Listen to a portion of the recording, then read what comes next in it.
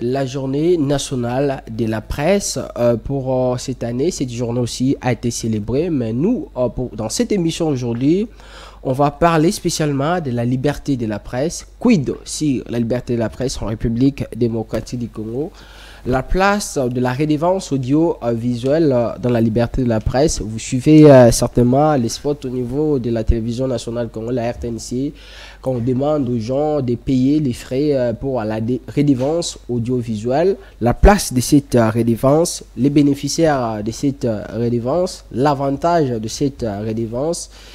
On en parle dans cette émission, mais aussi on va revenir sur Constant Mutamba. Oui, les célébrissimes ministres du gouvernement, Judith Tuluka, depuis son investiture, chaque jour qui passe, dans chaque seconde, dans chaque minute, tout le monde parle de ces ministres. Par rapport à ses décisions, ses communiqués, sa manière de faire les choses. Constant Mutamba certainement peut se réveiller aujourd'hui quand il fait un communiqué à travers son cabinet, il demande d'arrêter telle personne. On peut les faire. Les compétences, ou bien les rôles d'un ministre de la justice, les compétences, ses limites, son pouvoir, cette façon de faire les choses à travers les communiqués. Vous savez, Mutamba a signé un communiqué demandant à la haute cour militaire d'ouvrir un procès concernant Corneille Nangaa qui se trouve dans l'Est de la République démocratique du Congo concernant ces atrocités, ces procès qui a commencé depuis hier à la prison centrale de Makala. Certainement, la simple parole de Constant Mutamba peut amener une personne à la prison. On parle même du parallélisme de la forme et de la compétence, de l'abus du pouvoir, de l'excès du pouvoir dans sa judiciaire, ces gardes-sceaux de la République démocratique du Congo. Interface, messieurs et dames, bonsoir à toutes et à tous et bienvenue dans ce nouveau numéro de cette émission, les énième de la semaine pour cette cavalcade sociopolitique sur les antennes de votre chaîne. Des questions importantissimes, des thématiques importantissimes. On en parle avec Maître Trésor Likonza, il est juriste et écrivain, chercheur en droit, auteur de plusieurs livres qu'on a eu quand même la primaire, l'amabilité de vous présenter ici sur ces plateaux. Là, bientôt, son nouveau livre va sortir sur les droits congolais de la régulation des médias. Lui m'a beaucoup parlé de cette histoire de la redevance des médias parce qu'il en a vraiment la volonté. Il s'est spécialisé depuis un moment dans ce domaine. Maître Trésor, bonsoir et bienvenue. Bonsoir Roland, bonsoir Sarah. Bonsoir Sarah. Bonsoir Daniel Roland-Lay, bonsoir à vous Maître Trésor. Bonsoir également à toutes ces personnes qui nous suivent présentement. Alors, d'entrée déjà dans cette émission Maître Trésor, on va revenir sur la question de Mutamba bientôt. Mais à tout seigneur, tout honneur, vu que nous sommes de la presse, ce sera un honneur pour nous si on commençait avec cette question de la journée nationale de la presse en République démocratique du Congo. D'entrée déjà, d'abord, votre appréciation par rapport à cette journée célébrée sur le plan national. Bien, bon, mon appréciation va au sens de louer cette initiative d'avoir décrété une journée pour la presse. C'est une façon d'encourager les acteurs de la presse, pas seulement les professionnels. Parce qu'il y a les journalistes professionnels, il y a les preneurs de vues, les preneurs de son, tous les opérateurs des prises de vues, comme vous les appelez, les opérateurs des prises de son. Il y en a aussi qui prennent des photos pour la presse. Donc vous êtes nombreux. Et cette journée est dédiée à ce travail-là pour louer les mérites de la presse. On a l'habitude de dire que la presse est le quatrième pouvoir. De bouche à l'oreille, on les dit, même si ce n'est pas couché sur un papier. Mais la presse est une force. Et de par son étymologie, la presse a été, depuis l'époque de la Révolution française, et la presse a contribué énormément à construire la liberté ou les libertés des citoyens et des peuples. Donc la presse vit avec l'humain. L'humain naît et trouve la presse. La presse est là pour accompagner l'être humain. Et donc, dans notre pays, la presse est indispensable. C'est ainsi que cette journée est là pour permettre à tout un chacun de louer les mérites des acteurs de la presse, quand bien même de temps en temps on transforme cette journée en une occasion de critiques négatives à l'endroit des professionnels des médias. Mais moi je pense que on devrait plutôt se mettre autour d'une table, comme j'ai pris l'initiative de le dire. Ça va faire une décennie pour parler de la situation, des conditions sociales des professionnels des médias.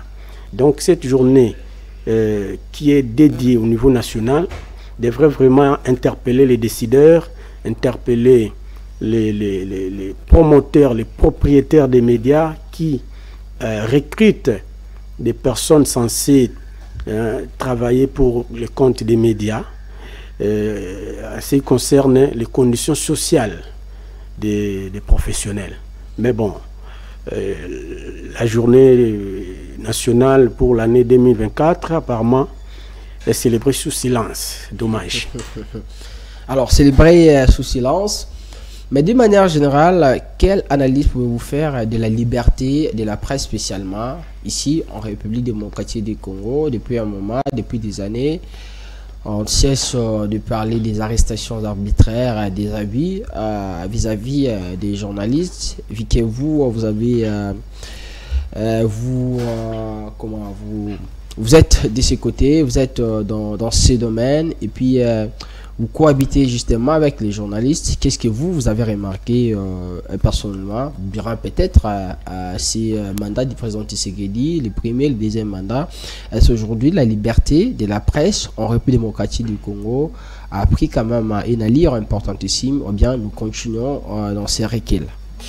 Bon, j'essaierai un peu dur en parlant de ça. Directement, moi je dirais que la liberté de la presse n'a pas encore d'assises dans notre pays. Pourquoi? Parce que partant de la proclamation de la démocratisation du pays en 1990, l'idée était de libéraliser le secteur des médias, d'ouvrir les champs à tout le monde et d'y accéder. On est parti des autorisations gouvernementales pour créer un média à la simple déclaration. Donc à partir de 1996, avec la loi portant modalité d'exercice de la liberté de la presse, la première loi et celle qui avait libéralisé ces secteurs, effectivement, avait prévu un mécanisme pour faciliter la tâche aux acteurs des médias et permettre à asseoir la liberté de la presse. On ne peut parler de la liberté de la presse sans les médias, sans les professionnels. Et cette loi de 1996 avait proclamé la liberté de création des médias. Et cette liberté de création des médias ou d'entreprises de presse a été constatée par le dépôt par la déclaration faite auprès des instances indiquées. Et en ces temps-là, il n'y avait pas encore une autorité de régulation autonome. Et donc, il y avait des tentatives pour pouvoir mettre en place une instance de régulation indépendante afin de coordonner, de conduire la libéralisation du secteur. Et il y avait une disposition où l'on définissait journalistes professionnels. Et des caractéristiques ont été retenues. Celui qui se voue à la collecte, au traitement, à la diffusion, à la publication des données ou de l'information pour être clair. Et la deuxième caractéristique était que ces journalistes professionnels, donc la personne là qui se voue à tout ça, devrait tirer l'essentiel de son revenu de cette profession. Ça veut dire que les deux caractéristiques devaient marcher de pair. Mais en évoluant, on a compris que cette personne-là, qu'on devait appeler journaliste professionnel, se vouait effectivement à la collecte, au traitement et à la diffusion de l'information. Mais pour que cette personne tire l'essentiel de son revenu de cette profession, c'est là qu'il y a un problème. Et ces problèmes persistent jusqu'à aujourd'hui. Personne n'en parle. On se limite à déplorer le comportement de ce qu'on nomme aujourd'hui moutons noirs. Mais mouton noir, parmi les moutons noirs, il y a des licenciés en journalisme sortis de l'IFASIC, de l'UNIKIN, de l'Université catholique au Congo, des grandes écoles de journalisme. Mais on les assimile aux moutons noirs. Pourquoi? Parce que ces diplômés-là ne sont pas bien rémunérés, ne tirent pas l'essentiel de leurs revenus de cette profession. Et maintenant qu'ils ont recherché l'information, ils l'ont traité, ils l'ont diffusé. Après, ils rentrent à la maison. Qu'est-ce qu'ils vont manger? Donc, ils doivent développer d'autres mécanismes parallèles pour pouvoir tirer de quoi vivre. Et à ce moment-là, il y a des pratiques déplorables qu'on appelle dérapage parfois. Mais on s'attelle seulement à déplorer les dérapages. Pourquoi il y a les dérapages? Parce que ces gens-là font bien leur travail. Ils informent la population, ils informent le public. Tous, nous sommes à la maison, nous suivons l'information. Mais après l'information, il doit manger quoi? C'est là qu'il y a un problème. C'est ainsi que j'ai dit que dans notre pays, la liberté de la presse n'a pas d'assise. Donc, elle est déséquilibrée. Et parce qu'elle est déséquilibrée, il revient à l'État de prendre ses responsabilités. Cet État qui avait libéralisé les secteurs, qui a ouvert les champs à tout le monde. Et vous allez remarquer même que dans cette loi, qui est déjà, bon, disons, abrogée, parce qu'il y a une nouvelle, avait laissé les champs libres à quiconque d'intégrer les secteurs, d'intégrer la profession. La loi n'avait pas conditionné l'accès à la profession à uniquement un diplôme en journalisme. Donc n'importe qui pouvait accéder. Et la loi de 1996 parlait d'au moins le niveau au moins un diplôme d'État. Si la personne a déjà ses diplômes d'État, elle peut accéder à la profession. Eh bien, ça a créé tout ce que nous avons vécu et tout ce qu'on a également fustigé. Mais on pensait que la réforme entreprise en 2023 allait changer cette situation, mais là aussi, on a retenu la même chose. Il y a à la fois celui qui est sorti d'une école de journalisme, qui a un diplôme, et il y a, cette fois-ci, on a quitté le niveau des diplômes d'État pour parler des licences à n'importe quel domaine. Donc, on n'a rien changé. Donc, s'il y a toujours, d'un côté, ceux qui ont appris le journalisme à une école agréée, et ceux qui sortent peut-être d'une filière d'histoire, de géographie, de maçonnerie, de l'électricité, les mêmes problèmes des mers. Et bien maintenant, pour parler à ces problèmes-là, il faut penser à ce qu'on appelle recyclage parfois, formation continue des gens qu'on recrute. Et ça, c'est prévu par la loi, qu'on doit former, qu'on doit continuer à former.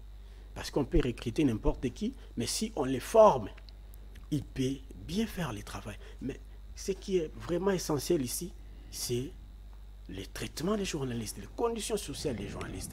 Tant que cela n'est pas encore réglé, la liberté de la presse n'est que utopique dans notre pays. C'est ainsi que moi, j'ai présenté une alternative, redevance audiovisuelle. Il faut une table ronde autour de cette question. La redevance audiovisuelle doit profiter à tous les médias audiovisuels, privés et publics. C'est légal. Alors, Monsieur Trésor, essayons un peu de mettre la liberté d'expression de côté, parce qu'on sait tous que lorsqu'il y a une liberté d'expression, on peut retrouver le dérapage, entre autres les abus de certains journalistes. Mais est-ce que vous pensez que les personnes œuvrant dans la presse sont respectées actuellement? Le respect se construit soi-même. Chacun est responsable de son respect, je veux dire. Donc, vous êtes journaliste, et vous devez vous faire respecter. OK? Vous ne devez pas attendre que quelqu'un d'autre vienne vous respecter. Parce que nous sommes à l'heure où personne ne respecte personne. On ne respecte que la personne qui s'est fait respecter. Journaliste, vous n'avez pas un salaire, par exemple. Mais n'allez pas dire à votre interlocuteur que vous n'avez pas de salaire. Vous avez besoin d'interviewer quelqu'un. Il ne faut pas lui présenter vos difficultés, vos souffrances. Présentez-lui votre métier noble, la presse. Parce que, naturellement, journaliste, quand on parle des journalistes, ça c'est Madame Sarah, elle est journaliste. Déjà à 70%, on vous respecte. Si vous ne prêtez pas attention à cela, vous pouvez perdre 70% et revenir à 10%. Est-ce que c'est le cas ici? On se présente comme étant journaliste et automatiquement on obtient ce respect. Est-ce que vous pensez vraiment que c'est faisable ici? Aujourd'hui, je vais prendre un exemple. On a toujours parlé d'un truc qu'on entendait, carte de presse. Bon, délivrée abusivement par une association sans but lucratif non reconnue par la loi pour délivrer cette carte-là. Mais bon, par un arrangement à l'amiable, on a accepté que ça soit elle qui délivre cette carte. Mais quand les gens, les journalistes, disons, se promènent avec cette carte, même arriver même au palais du peuple pour entrer, mais un policier va dire que ça c'est quelle carte? On va vous poser la question, ça c'est quelle carte? Personne ne connaît même cette carte. Personne ne connaît qu'on délivre une carte de presse aux journalistes. Mais quand vous présentez la carte de CML 13 TV, Naebi Télévision, on accorde de l'importance à la carte des services qu'à la carte des presse. Et voilà. Mais qu'est-ce qu'il faut faire? Depuis qu'on a délivré cette carte, est-ce qu'on a sensibilisé la population pour qu'elle sache l'importance de cette carte? Vous avez dit que c'est une carte de presse, mais les journalistes se présentent à une manifestation officielle avec cette carte. Vous lui exigez une carte d'accréditation. Est-ce que vous êtes accrédité? Et ça s'est fait dans des milices officielles. Vous voyez? Donc, c'est des choses comme ça. Et j'ai regretté la perte de temps lors des assises des États généraux de la communication et des médias. C'est des questions qu'on devait traiter. Mais on a perdu tout le temps en train de tourner sur des choses qui n'ont rien produit comme résultat. Permettez-moi de le dire. Parce qu'il y a des recommandations qui souffraient jusqu'à présent. Pourquoi ça souffrait? Parce que c'était des recommandations qui ne cadraient pas avec le contexte de la presse congolaise. Et on a même mis sur pied un comité de suivi de ces recommandations. Jusqu'à présent, depuis janvier 2022, nous sommes en 2024. Il n'y a aucun rapport de ces comités. Ces comités à quel niveau? Et nous sommes à combien de pourcents d'exécution des recommandations des États généraux? On va vous dire que nous sommes bloqués. On va vous parler des manques de moyens. On va vous parler de beaucoup d'autres choses qui ne peuvent servir qu'à des individus. Voilà un peu la situation de la presse. Et donc, on ne peut pas comme ça quitter le stade de la liberté de la presse pour commencer à voir autre chose, alors que même la liberté de la presse là est déséquilibrée. Voilà. Aujourd'hui, peut-on continuer à parler de l'existence de la liberté de la presse dans notre pays au moment où nous savons, il y a certains journalistes aujourd'hui qui ont quitté le pays en cascade, ils sont devenus des exilés parce qu'ils ont publié telle ou telle information. D'abord là, j'aimerais apporter une précision. On a toujours dit que la presse est muselée lorsque un journaliste est inquiété pour avoir tenu des propos au cours d'une émission. Et il a tenu ses propos au cours de quelle émission? Au cours d'une émission où il était invité, comme moi, pour analyser une situation. Et il est venu comme invité. Là, il n'est pas venu comme journaliste professionnel. Il est venu comme tout citoyen, pour donner ses idées, pour donner son opinion, pour exercer sa liberté d'expression, bien sûr.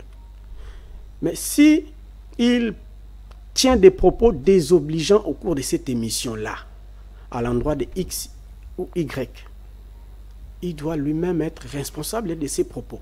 Mais au finish, on va crier au musulman de la presse. Ça, ce n'est pas le musulman de la presse. Ça, c'est quelqu'un qui parlait au cours d'une émission, qui avançait ses idées à lui. Ce n'était pas un journaliste.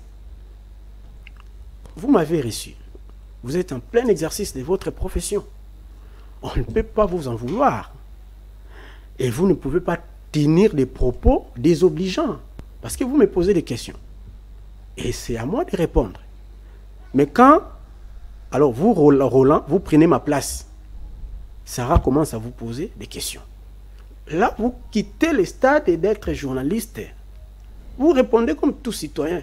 Et si vous vous retrouvez en exil, ce n'est pas un problème de la presse. En tout cas, là, on doit être clair. Je vous relance avec les cas de Stanis, parce qu'on a vu quand même, il a été condamné ici. Il a passé beaucoup de temps à la prison centrale de Makala pour ce que l'État congolais lui reprochait, la justice congolaise, liée à la mort de Chériban Okende. Aujourd'hui, Stanis n'est pas au Congo, il est en Europe depuis un moment, il n'est plus rentré. Ça donne l'impression comme s'il est devenu même un exilé par rapport à cette pression politique, par rapport à ce qui s'était passé lors de ces procès. Oui, là vous êtes un peu précis, mais j'aimerais d'abord, avant de répondre, de réagir à cette question, relever un aspect important pour ne pas oublier. Vous voyez des journalistes professionnels d'autrefois, devenus députés nationaux, élus, dont le mandat est validé, en train de présenter des émissions télé régulièrement. Ça continue aujourd'hui. Et ils disent que la loi ne l'interdit pas. Et l'autorité de régulation des médias est là, en train de regarder. Alors que, s'ils nous suivent, ils peuvent lire l'article T112 de la Constitution, qui donne mission au CESAC de veiller entre autres au respect des règles d'éthique en matière de l'information. Pour ne pas ajouter et de déontologie. Règles d'éthique et de déontologie. Restons au niveau des règles d'éthique. Les règles d'éthique, le législateur n'a pas besoin de les mettre dans une loi. Parce que les règles d'éthique sont de la règle morale. Ce ne sont pas des règles écrites. Par de bonnes manières, vous savez que ce que j'ai fait est bon ou mauvais. Et le CESAC a le pouvoir d'arrêter cette aventure. C'est prévu. Le CESAC a cette mission-là, conformément à la Constitution, de veiller au respect des règles d'éthique. Ces journalistes devenus députés et qui continuent à présenter des émissions sont en train de violer les règles d'éthique en matière d'information. Et moi, j'avais tenu à dire ça au CESAC à travers votre émission. C'est une faillite si l'autorité de régulation ne fait rien. Ok? Et s'agissant de votre question maintenant, de Stanis Boujakera. Voilà. J'avais suivi de très près le dossier, mais je n'avais pas d'opportunité pour dire quoi que ce soit à ce sujet. Compte tenu aussi de la sensibilité de la question en son temps. Mais dans le livre qui est en cours d'impression, les droits congolais de la régulation des médias. Je n'ai pas cité son nom, je n'ai pas parlé aussi de son cas, mais globalement, la question est déjà réglée. Réglée par la loi organique du CESAC, la loi de 2011. Cette question était déjà réglée. Seulement que les gens n'aiment pas qu'on évoque la loi. Chaque fois qu'on évoque la loi, certains parlent de juridisme, sans même comprendre ce que c'est juridisme.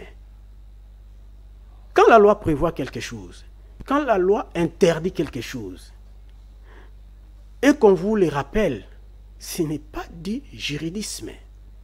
Vous devez respecter la loi. Bon, dans ces livres-là, je suis en train de démontrer comment, pour attraire un professionnel des médias devant les instances judiciaires, on doit solliciter, ou il doit y avoir une plainte préalable de l'autorité de régulation des médias. C'est conforme à la loi.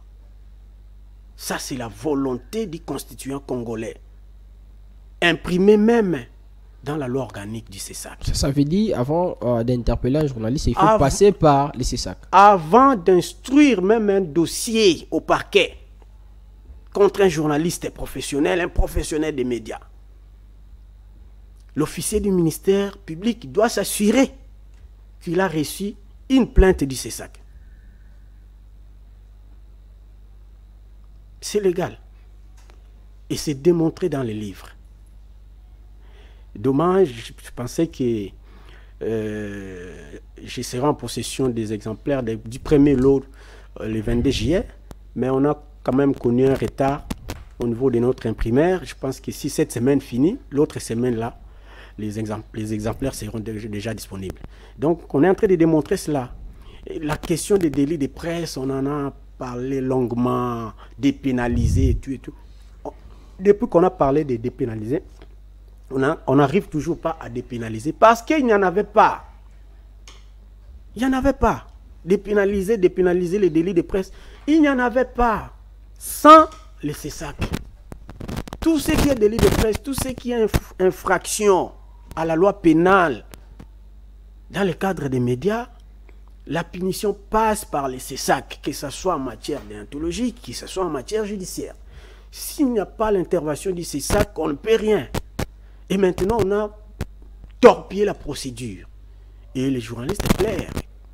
Et les médias, la presse souffre. On ne sait où aller, à qui poser la question. Et pourquoi on avait institué les CESAC? Personne ne sait répondre aujourd'hui. Parce qu'on n'a pas voulu laisser au CESAC son rôle initial, son rôle de création, son rôle naturel. Et dans la Constitution, la première mission qu'on a confiée au CESAC, c'est la protection de la presse. Et la protection de la presse, la Constitution a prévu qu'une loi organique donne quelques détails autour. Et la loi organique du CESAC a donné toutes les ouvertures pour que le CESAC protège la presse. Ça, c'est d'abord sa mission première. Protéger la presse. Et dans la protection de la presse, parmi les mécanismes, il y a la plainte préalable du CESAC. Alors, M. Trésor, par rapport aux députés et autres qui continuent à œuvrer dans la profession du journalisme, ne pensez-vous pas que l'interdiction n'est pas due au fait qu'il y ait une crainte de pouvoir dire certaines vérités ou certains secrets à la télévision que nombreux ignorent? Raison pour laquelle on interdit qu'un député ou une autre autorité puisse continuer à œuvrer dans la profession du journalisme. Ces journalistes professionnels devenus députés nationaux, prenons l'exemple de Lukunga, qui présente aussi des émissions à la télé. Êtes-vous sûr qu'une seule fois, ces journalistes-là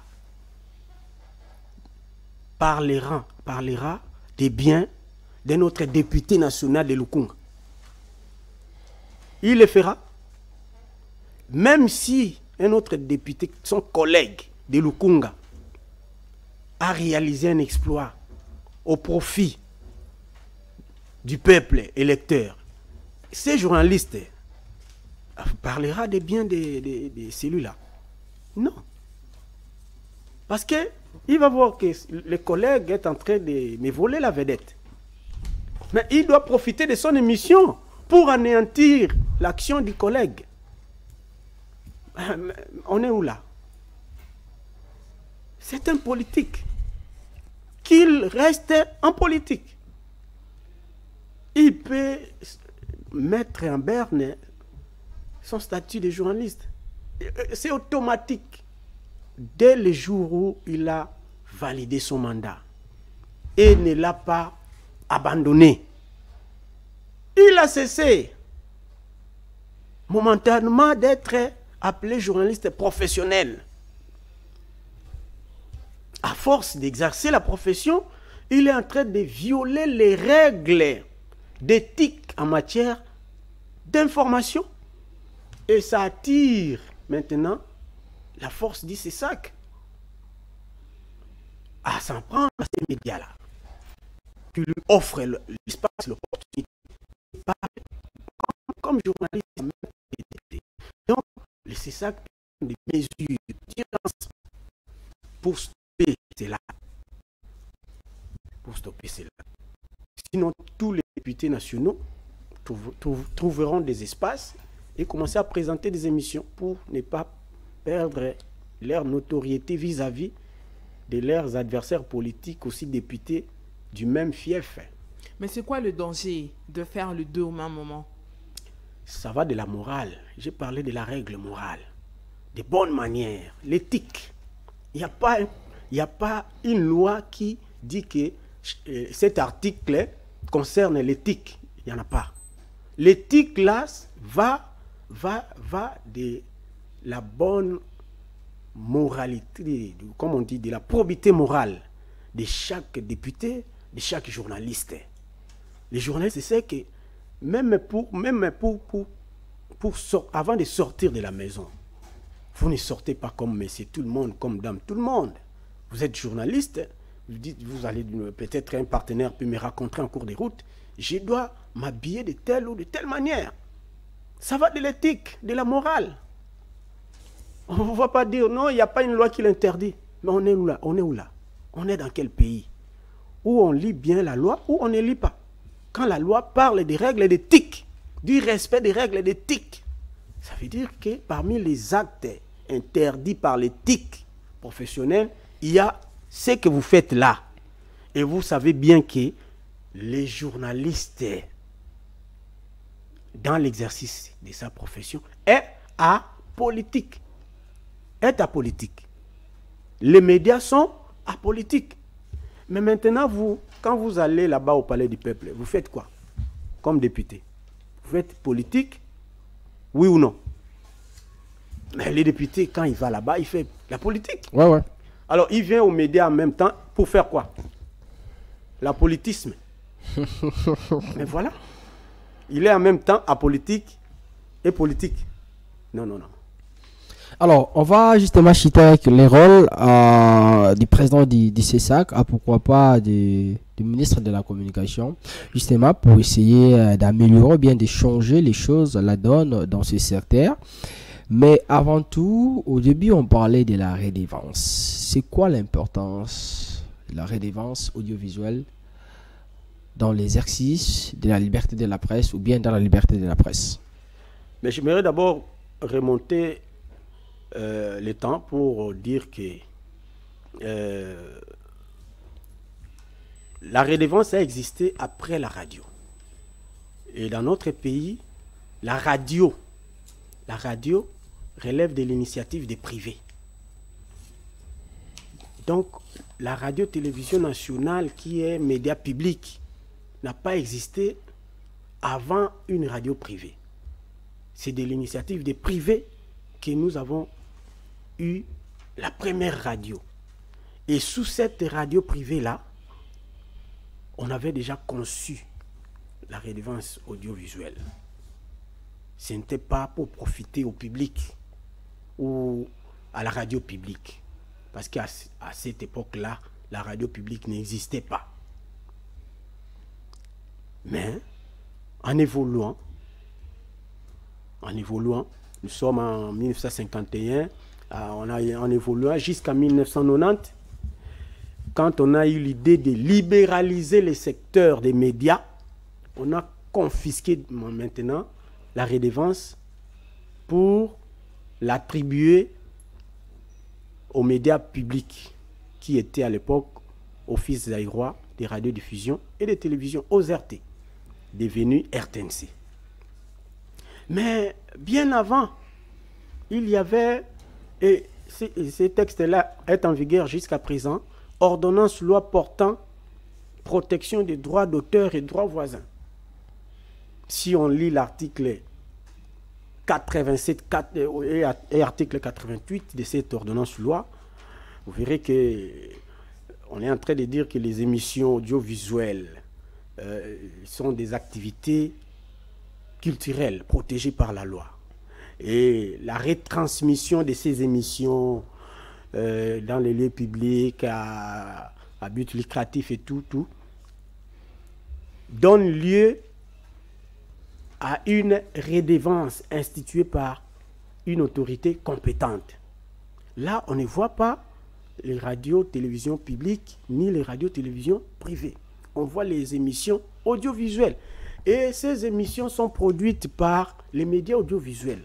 Par médias audiovisuels, on voit les radios-télévisions publiques, on voit les radios-télévisions privées. Parce que là, dans le contexte de l'ordonnance loi de 1986, pourtant protection des droits d'auteur, droits voisins, on protège les émissions audiovisuelles ou les émissions radio-télé ou radio-tv comme œuvre de l'esprit. Comme œuvre de l'esprit. Votre émission est une œuvre de l'esprit, interface. C'est une œuvre de l'esprit. Au moment où cette émission passe, il peut y avoir quelqu'un chez lui ou bien à Bandal, à ma campagne, je ne sais pas moi, dans un restaurant, en train de projeter l'émission pour s'attirer de la clientèle. Et maintenant, celui-là s'attire de la clientèle à cause de votre émission, qui est une œuvre de l'esprit. Vous-même, auteur de l'émission, qu'est-ce que vous bénéficiez de ce qu'il lui fait dans ce restaurant? Il vous paye quoi pour cette émission-là? Chaque jour, vous le voyez, dans des bars, dans des bistrots, dans des boîtes de nuit, il y a des postes téléviseurs. Et quand il y a des matchs de football, ça draine une foule. Tout le monde vient pour suivre les matchs dans une terrasse. Mais on ne suit pas que les chaînes publiques dans des terrasses, on suit également des chaînes privées. C'est ainsi que, comme œuvre de l'esprit, il a été prévu qu'une redevance soit créée par une autorité compétente. Ça, c'est le premier type de notre redevance audiovisuelle. C'est qui l'autorité compétente? Ah ben voilà maintenant le problème. C'est qui l'autorité compétente? On n'a pas voulu mettre en application cet article. Sinon, ça profiterait également aux radios et télévisions privées. L'autorité compétente est là. Comme à Kinshasa, l'autorité compétente, c'est le gouverneur des provinces. C'est bien clair. Le gouverneur des provinces. Dans son ressort de Kinshasa, vous arrivez dans une ville, il y a le maire de la ville. Et dans une province, il y a un gouverneur. Et mais dans les livres et redevances audiovisuelles, en RDC, nous avions proposé un autre schéma pour éviter peut-être les contradictions des tarifs et tout. On pouvait prendre un acte à caractère national, soit l'ordonnance du président de la République, parce que lui aussi, c'est une autorité compétente sur le plan national, soit un décret du Premier ministre. Guichet unique.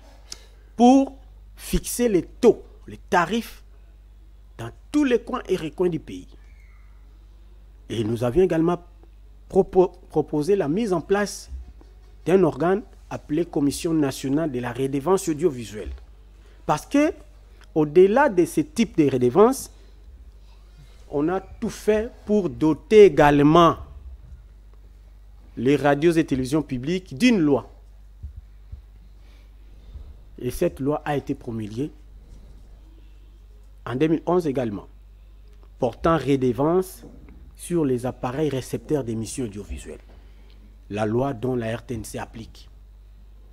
Mais apparemment, la RTNC applique ça pour elle-même, parce que quand vous suivez les spots sur la RTNC, on parle des paiements de la redevance simplement pour la radio-télévision nationale congolaise, alors que ça devrait concerner tout le monde. Bon, là, pour cette loi, il n'y a pas de privé. Pour les privés se retrouvent dans l'ordonnance loi de 1986 portant protection des droits d'auteur et droits voisins. Mais pour cette loi appliquée par la RTNC, il n'y a que les radios et télévisions publiques. Donc, les médias audiovisuels créés par l'État. Mais cette loi, même la RTNC, quand elle fait la publicité disant que vous devez payer la redevance de la RTNC, ce n'est pas la redevance de la RTNC. Puisque cette loi, ils ont cette loi là-bas. Je pense qu'ils la lisent très bien. Cette loi, déjà à son article 1er, dit qu'il est institué une redevance sur les appareils récepteurs d'émissions audiovisuelles au profit des établissements publics, des radiodiffusions et des télévisions. Des établissements, au pluriel. Il y a combien d'RTNC? Il y en a plusieurs. Hein. Non, pas plusieurs. Une seule. Une seule. Même s'il y a des stations dans toutes les provinces. Non, mais avec des stations. Okay. Comme votre chaîne peut aussi avoir une station à Mbujimaï. C'est toujours votre chaîne. Il n'y en a pas deux. Hein? La SNEL a combien de directions? Dans chaque province, il y a une direction provinciale de la SNEL. C'est toujours SNEL. Il n'y en a pas deux. RTNC, c'est un seul établissement public. Et c'est bien mentionné dans les décrets de 2009 portant transformation de l'OZRT en radio-télévision nationale congolaise. Comme un établissement public. Ça veut dire qu'en face de la RTNC, on peut avoir d'autres établissements publics de l'audiovisuel. Pour exemple, Éduc TV. Vous connaissez Éduc? Ouais. Ah ben voilà. Elle appartient à qui cette chaîne? À l'État. Ah ben voilà. Mais comment la RTNC peut continuer à jouir seule de cette redevance conformément à la loi de 2011? Ça ne va pas. Ça ne va pas. C'est des questions à traiter, à régler. Certainement, parce qu'il n'y a pas une autorité qui doit commencer à percevoir, par exemple, ses frais. Dans ces cas, la RTNC n'a fait qu'allusion à cette loi la concernant, justement pour qu'elle-même commence à percevoir l'argent lié à la redevance audiovisuelle. Non, cette loi ne concerne pas que la RTNC. Cette loi concerne tous les établissements publics de radiodiffusion et télévision qui existent et qui seront créés après. La ville de Kinshasa peut créer sa propre chaîne aussi, parce que c'est reconnu, c'est prévu. La Constitution prévoit cela. Article 203.13, on peut voir. Parmi les matières de la compétence concurrente entre le pouvoir central et les provinces. Donc chaque province peut aussi créer sa propre radio, sa propre télévision. C'est en dehors de la RTNC. Ça va pas créer des conflits. Non, non, non, non, non, non, non. La Constitution a institué un nouveau mode de gestion qu'on appelle décentralisation. Et il y a des compétences transférées aux provinces et aux entités territoriales décentralisées. Il y a également des compétences exclusives des mairies confisquées par le pouvoir central. Mais parmi les matières de la compétence concurrente, il y a la presse, la radio, la télévision, l'industrie cinématographique. Donc, dans ces domaines-là, il y a un double niveau de législation. Le pouvoir central peut légiférer, les provinces également peuvent légiférer sur la radio, sur la télévision. Mais quand on se rencontre quelque part pour parler de la presse, on saute toutes ces dispositions-là. On n'aime pas en faire allusion. Vous voyez? On fait comme si de rien n'était. Alors que les choses sont bien organisées. Et vous allez même remarquer que dans la Constitution, il est prévu qu'il soit créé ou promulgué ou pris une loi portant principes fondamentaux de la libre organisation des médias. Mais ça devrait passer aussi par une initiative, par exemple, du ministre des Médias et de la Communication, porte-parole du gouvernement, ou bien encore venant du CISAC pour essayer un peu de changer la donne, de changer les choses, de mettre en application ce qui est prévu par les lois congolaises. S'agissant exactement du CISAC, la loi organique du CISAC, lui, attribue la compétence de veiller également au respect des droits d'auteur en matière de la presse, des œuvres de l'esprit. Étant donné que les émissions audiovisuelles sont des œuvres de l'esprit protégées par la loi, le CISAC a intérêt à faire appliquer, à contribuer à l'application de l'article 88 de l'ordonnance loi portant protection des droits d'auteur et droits voisins. Donc le CISAC peut tout mettre en œuvre pour qu'on applique cet article-là. Pourquoi j'insiste? Les recettes de la redevance audiovisuelle peuvent aider à assainir le paysage médiatique congolais. Le vrai problème de notre presse est financier. Le vrai problème est financier. Vous le savez. Si on vous donne ce dont vous avez besoin, mais je pense que cette chaîne ne sera pas comme ça.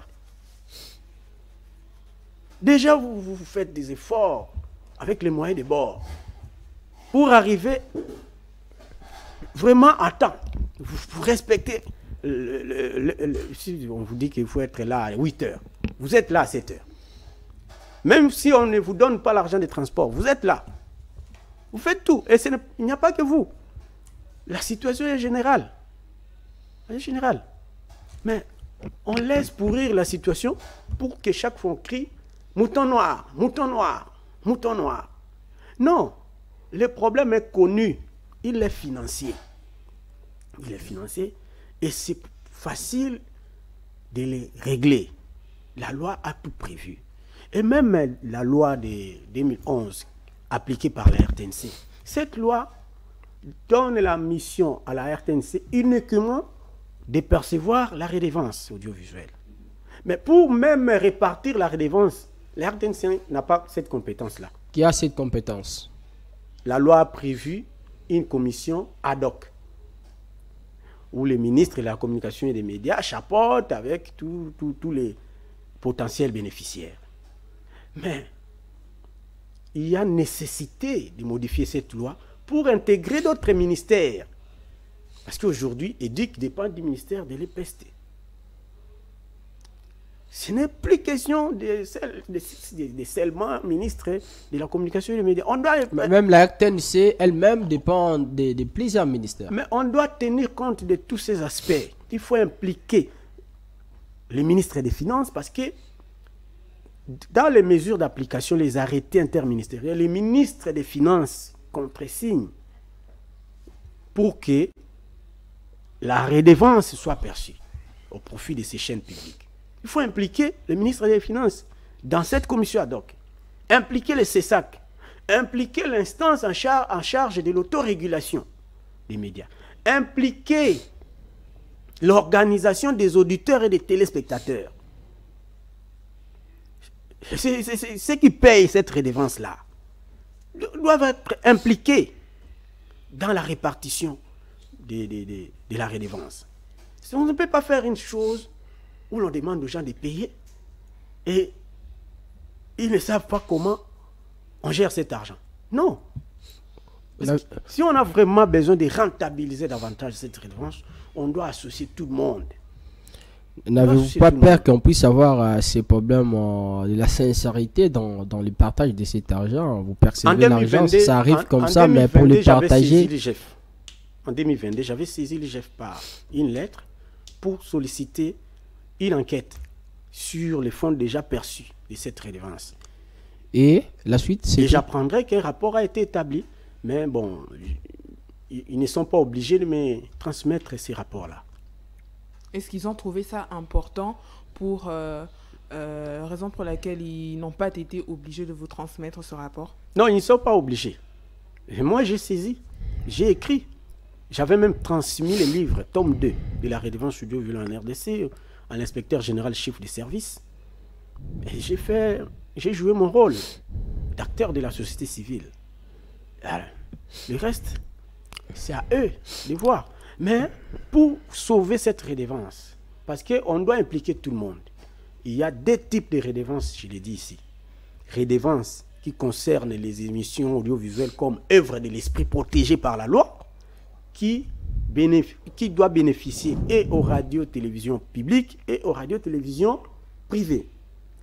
Et le deuxième type de la redevance audiovisuelle, c'est celle perçue par la RTNC conformément à la loi de 2011. Je crois que là, je me suis fait comprendre. Alors, parce qu'il y a deux types de redevances, on doit maintenant concilier les actions. On ne peut pas créer des instances de perception de seulement la redevance. Non. Et pour pallier à ces problèmes, nous avons proposé la mise en place de la Commission nationale de la redevance audiovisuelle. Et ça va aider à résoudre beaucoup de problèmes. Les moutons noirs et consorts trouveront leur compte. Les chaînes, parce que ça ne va pas bénéficier à toutes les chaînes privées, que des chaînes en règle. Et des chaînes en règle, nous avons énuméré les éléments qu'il faut dans les livres. Il faut avoir ça, pour être admis. Par exemple, vous pouvez nous citer même 5 de ces éléments pour des chaînes qui seront en règle au cas où on appliquait globalement et totalement cette loi liée à la redevance. Oui, d'un côté, il y a aussi l'aspect expertise. Tout n'est pas à dire à la télé, le livre est là. Mais les premiers pas de tout média, pour peut-être satisfaire à votre préoccupation, les premiers pas pour tout média, c'est la déclaration d'exploitation. Ça part de là. Oh, ça part de là, Maître Trésor. Ne pensez-vous pas qu'aujourd'hui, pour essayer un peu de changer la donne, de réveiller cette chose qui continue de dormir, d'appliquer totalement et globalement ce qui est prévu par la loi congolaise, est-ce qu'aujourd'hui, il faut proposer une autre loi liée à la redevance audiovisuelle pour mettre tout le monde se conformer à ce qui était prévu, ou bien il faut garder la même loi, maintenant il faut l'appliquer? Lors des états généraux, il m'a été demandé de proposer un texte comme ça. Et j'avais transmis ces textes à celui qui était venu me voir. Le texte des lois, d'avant-projet de loi sur la redevance audiovisuelle. J'avais fait ce travail-là et j'avais déjà soumis à la personne indiquée. Le reste, ce n'est pas mon affaire. Donc, moi, je donne les idées. Les décideurs sont là pour en faire ce qu'ils trouvent bon à faire. Mais moi, je pense que l'harmonisation vaut son pesant d'or. On peut harmoniser parce que on va dire que la loi de 2011 a abrogé l'ordonnance loi ou l'article 88 de l'ordonnance loi de 1986 portant protection des droits de territoire voisin. Non. Les deux textes ne régissent pas la même matière. L'ordonnance loi de 1986 concerne les droits d'auteur. Et l'ordonnance loi la loi de 2011 appliquée par la RTNC ne se limite qu'à la redevance sur les appareils récepteurs d'émissions audiovisuelles. Donc, il n'y a pas lieu que cette loi abroge un article de l'ordonnance loi de 1986. Donc, tous les textes sont en vigueur. Alors maintenant, il faut harmoniser. Et une autre façon d'harmoniser, c'est de prendre un texte national, un texte réglementaire d'application. Et ça peut être soit une ordonnance du président de la République, soit un décret du Premier ministre, pour être un peu à la hauteur de la chose. Donc, on ne peut pas solliciter l'arrêté du ministre, compte tenu de la dimension de la situation. Donc nous avons proposé soit l'ordonnance, soit les décrets. Voilà un peu, pour essayer d'harmoniser les choses. Et la redevance audiovisuelle, il faut le dire, qu'elle fait partie des modalités d'exercice de la liberté de la presse. Pourquoi? Parce que même dans la loi abrogée de 1996 portant modalité d'exercice de la liberté de la presse, cette possibilité a été prévue de percevoir la redevance. Mais c'était au profit seul des établissements publics des radiodiffusions et des télévisions. L'ordonnance loi de 2023 a également repris cette redevance. Vous voyez? Or, cette ordonnance loi en vigueur organise également les modalités d'exercice de la liberté de la presse. Ça veut dire que parmi les modalités de l'exercice de la liberté de la presse, il y a aussi la redevance. Parce que les citoyens ne peuvent pas se réjouir d'une information crédible, équilibrée, objective, s'ils n'arrivent pas à financer cette information. Et dans des pays où les citoyens ne financent pas cette information, l'État prend en charge les financements des médias. Et aujourd'hui, l'ordonnance loi de 2023 a essayé de faire avancer les choses par ce qu'elle a prévu, aide directe ou indirecte. Et là, on a dit que l'aide directe émarge du budget de l'État. Jusqu'à présent, personne n'en parle. Le budget de l'exercice 2024 est en cours d'exercice.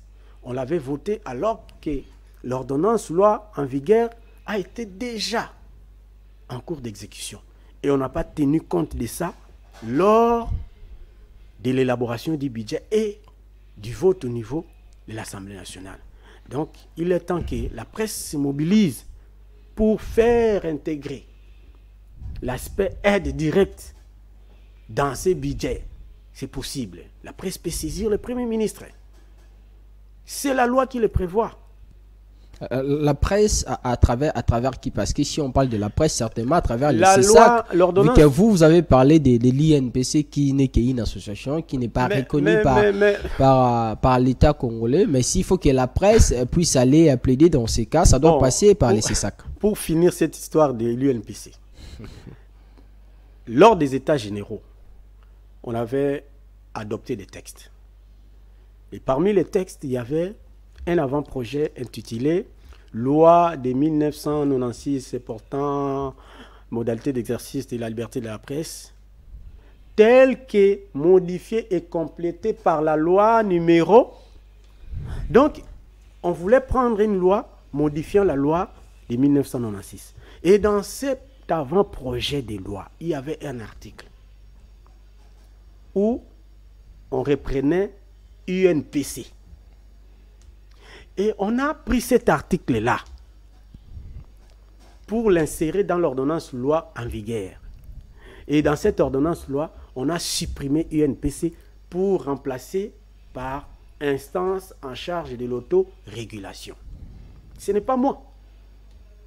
Et même en faisant les choses, on a compris que l'UNPC n'a pas sa place dans ça. C'est une ASBL. C'est ainsi qu'ils ont créé un autre organe.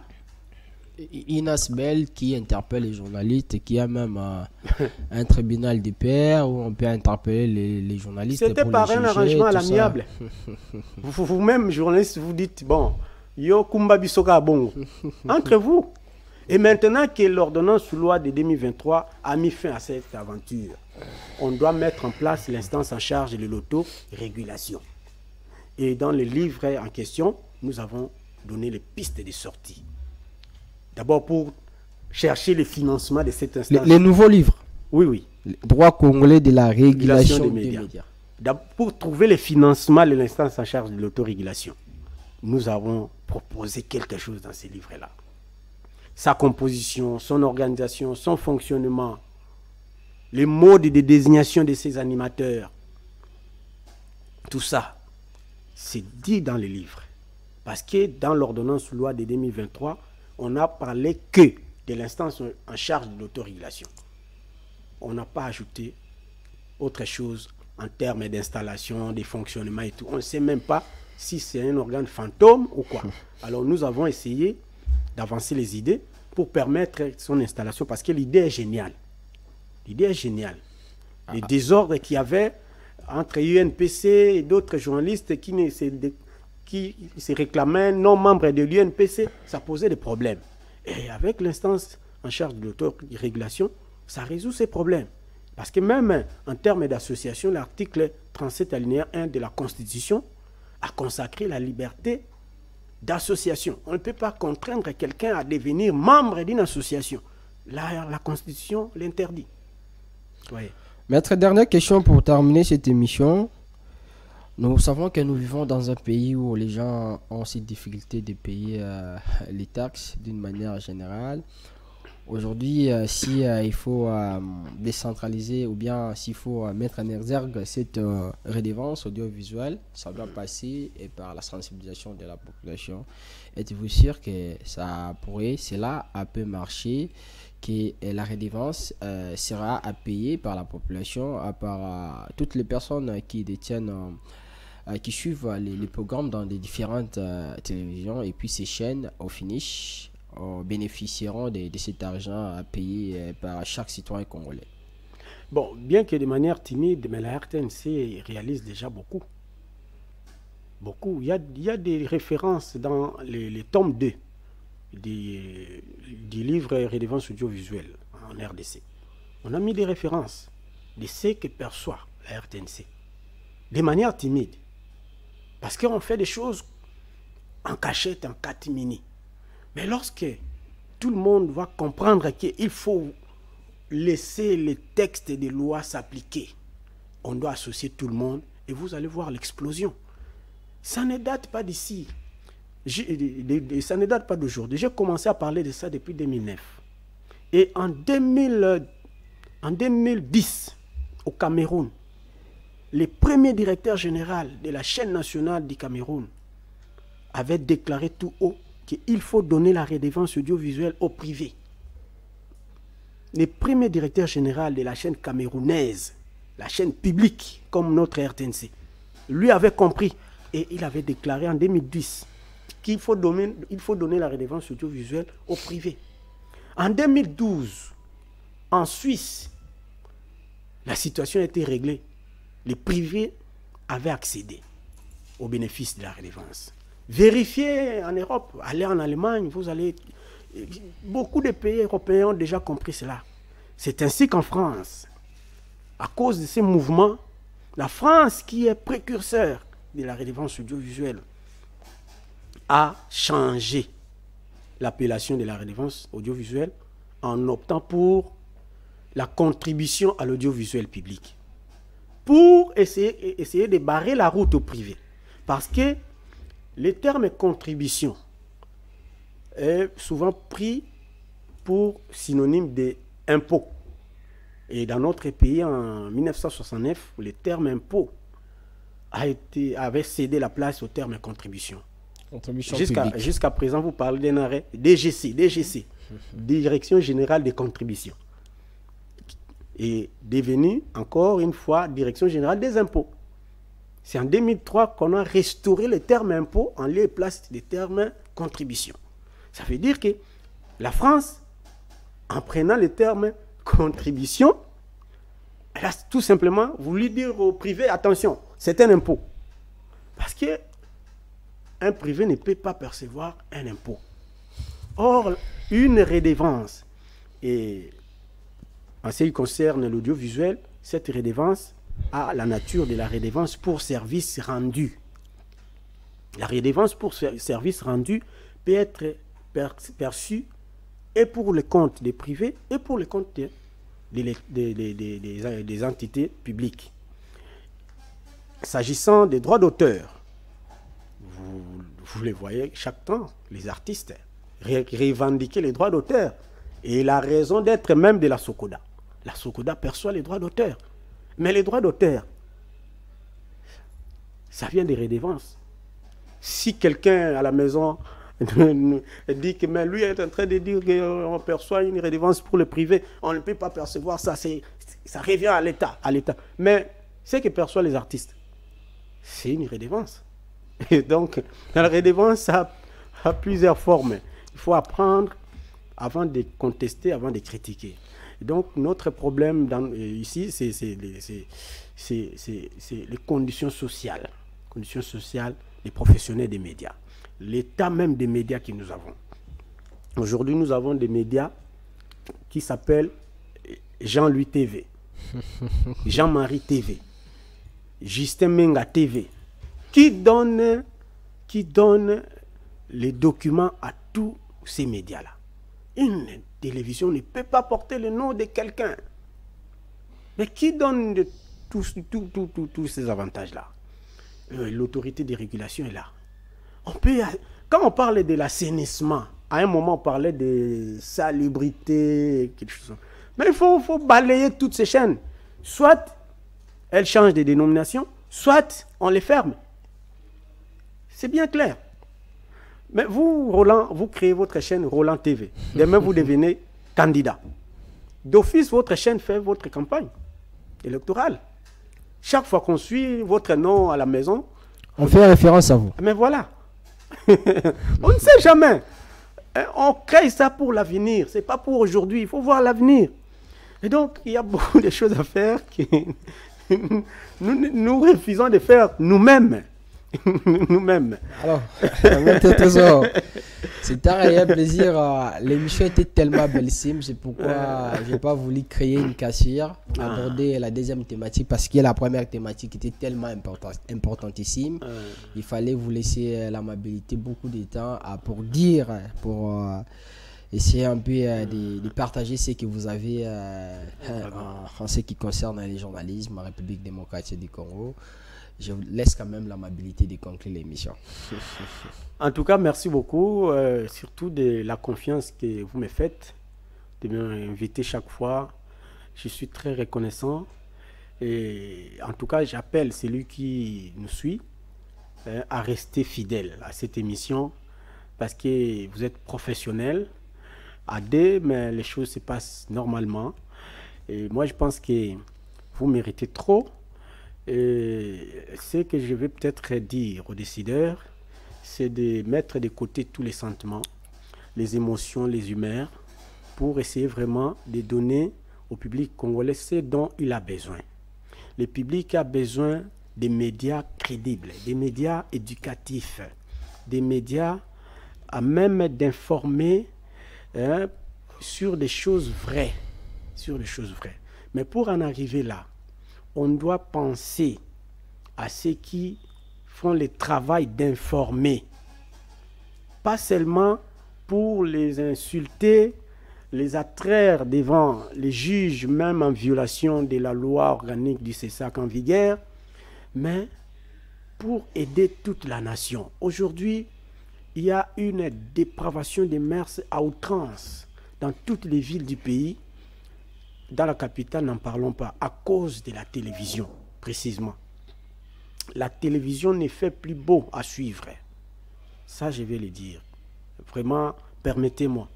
Je sais qu'il y a des exceptions, mais la multiplicité, la prolifération des télévisions que nous avons, et avec ces projets ou programmes TNT, qui n'est même pas régi par une loi, on l'a confisqué sous les domaines réglementaires. La TNT cause du tort et continue à causer du tort à la jeunesse congolaise. Donc nous avons intérêt à sauver la situation, à sauver les meubles.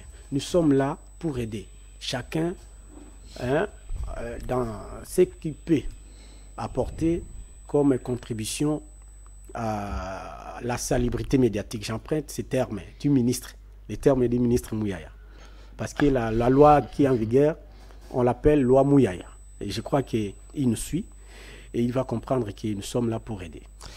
Pour aider, c'est un réel plaisir, maître, comme je le disais, de vous recevoir dans cette émission. Je rappelle que vous êtes juriste, chercheur en droit, doctorant, futur professeur d'université, mais aussi auteur de plusieurs livres. Nous attendons la sortie de votre nouveau livre sur les droits congolais de la régulation des médias. Première édition. Première édition. Voilà. Ça sera, il faut nous amener à nous donner des exemples. En tout cas, la semaine prochaine, j'ose croire, parce que nous méritons quand même. Le livre est en cours d'impression.